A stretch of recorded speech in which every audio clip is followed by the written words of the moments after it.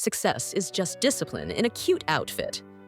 But no one tells you that discipline feels like heartbreak, gym cramps, and deleting Lazada from your phone.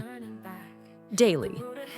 We meet our main character, Sam, who is tired of the overnight success lies and self-help quotes that feel more like insults.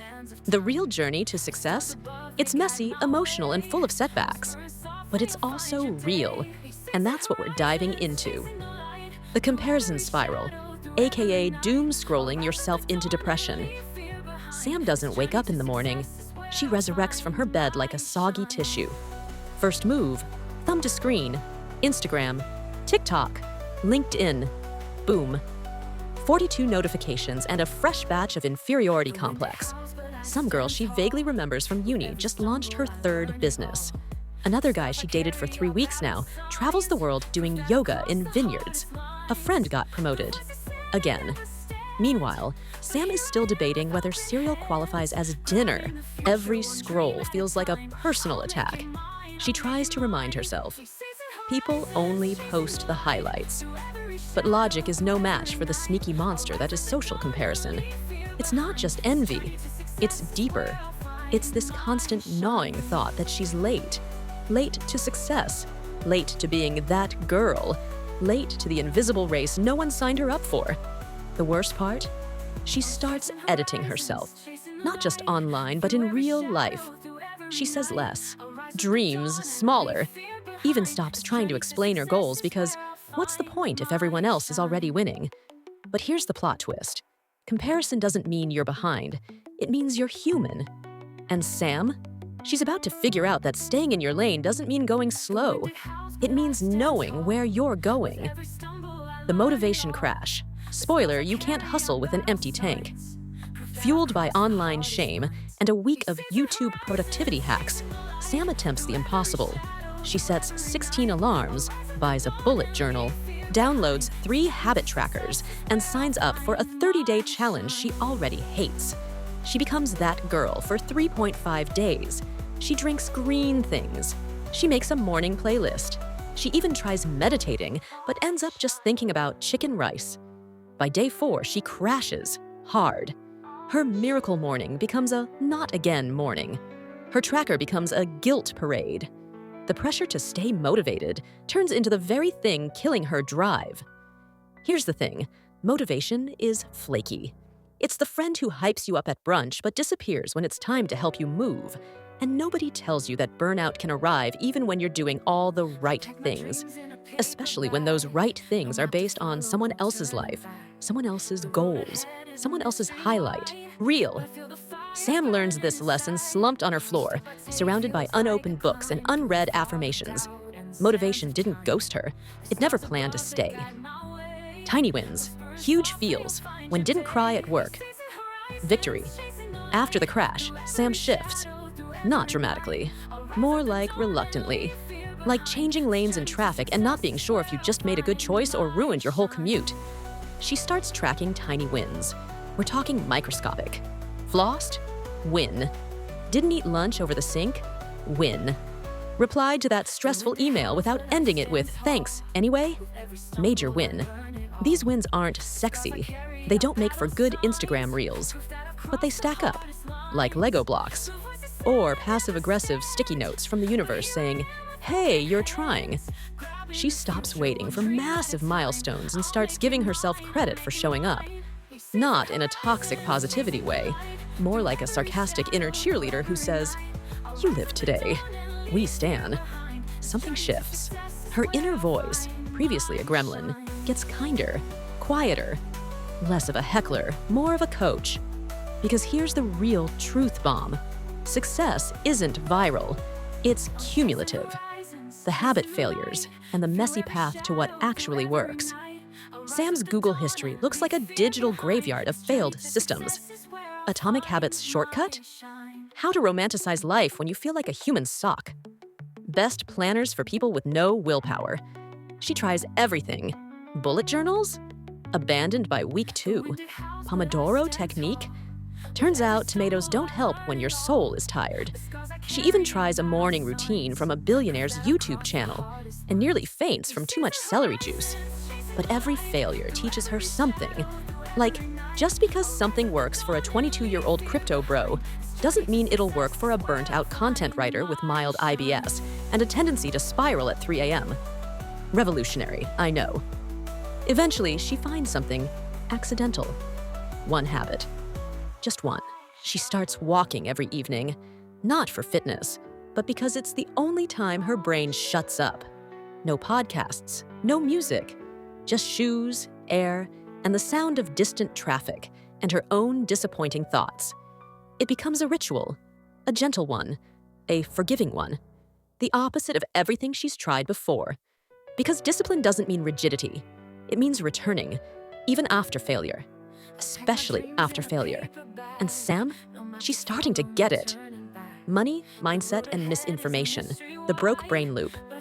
Sam's relationship with money is complicated. Not in a fun reality TV way, more like an awkward family dinner where money is the rude aunt that shows up uninvited and critiques your life choices while eating your snacks. She grew up hearing the usual greatest hits. Money doesn't grow on trees. Rich people are selfish. You don't talk about money. It's rude. It's stuck, like gum under a desk or emotional damage from group projects. So now, every time she thinks about earning more, something inside her screams, "Who do you think you are?" The worst part? Sam's not even spending irresponsibly. She's just trying to survive the modern economy without selling a kidney or becoming a crypto cultist. But the guilt lingers. It's the mental loop of "I want more money" versus "I'm bad for wanting more money." Sprinkle in some Instagram to your boss babe posts, and you've got the perfect recipe for financial identity whiplash. Here's the thing. You can't out-earn a broken money mindset. Not permanently. Sam starts untangling this mess.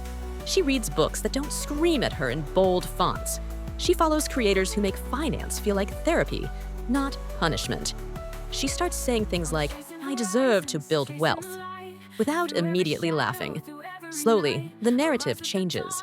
Not overnight, but one belief at a time. The rejection detour. Spoiler, it wasn't about you.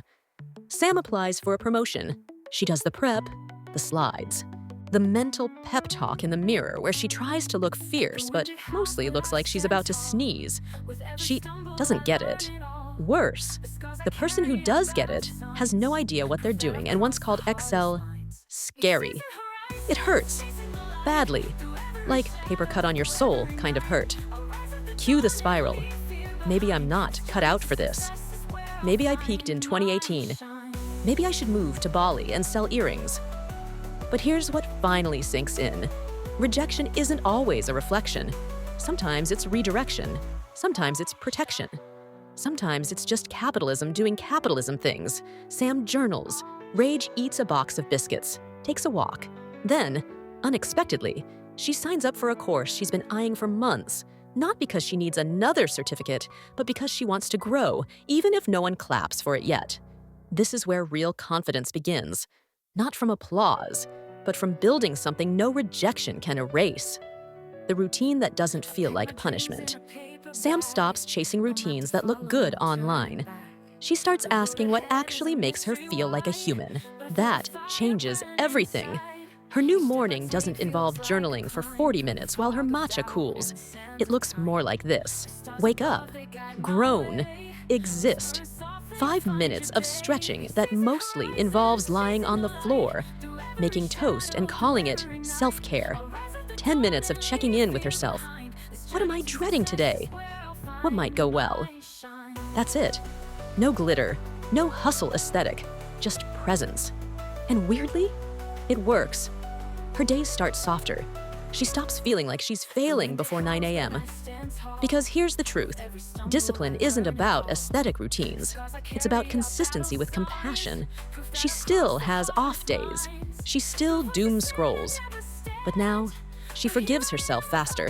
And for the first time in a long time, she's not running from herself. She's just walking, slowly, weirdly, but forward. Hey, pause. If any of this hits too close to home, drop a comment with your favorite tiny win this week. I'll wait. Seriously, we celebrate small stuff here. Showing up anyway. the slow miracle. Sam doesn't have it all figured out. And if she did, honestly, she'd be way less relatable. But she's showing up. Not perfectly. Not with a 5-year plan and a glowing aura of success vibes. Just as she is, more aware, slightly less broke, and fully done pretending she has to be everything at once. She starts talking about her progress, with friends, online, to her own mirror. She starts saving money, not a lot, but enough to feel less like she's surviving and more like she's steering. She forgives herself for the years she spent lost. Because truthfully, most of us are winging it. And winging it with intention, that's called growth. Her story doesn't end with a sudden windfall or a viral post. It ends with a quiet win. She sets a boundary at work and doesn't apologize for it. For her, that's massive. Because in a world obsessed with big moves, choosing yourself again and again is the most radical thing you can do. So where are we now? Well, Sam's not rich. Not yet. But she's real. She's building. She's trading shame for strategy and ditching perfection for progress. Every budgeting attempt, every no she survived, every single moment she chose to try again instead of giving up, that is the work. This isn't a hero's journey. It's a very tired adult's journey. And sometimes the bravest thing is just showing up for yourself when nobody else is clapping. If budgeting felt like punishment before, maybe now it feels more like power. Quiet, grounded power. The kind that pays bills on time, sets boundaries without guilt, and still buys the damn bubble tea once in a while. Your story won't look exactly like Sam's. It'll be messier, or quieter, or weirder. But it's yours. And honestly, that's the whole point. Now here's your cue. Drop a comment with one money habit you're proud of. Yes, even if it's just checking your bank app without dry heaving. Save this video to revisit when you need a reminder that slow progress is still progress. And don't forget to hit subscribe if you're into sarcastic life, coaching, budget therapy, and the occasional roast of your bad financial decisions. With love. Your money story isn't over. You're just rewriting the chapter. And this time, you've got the pen. Mic drop.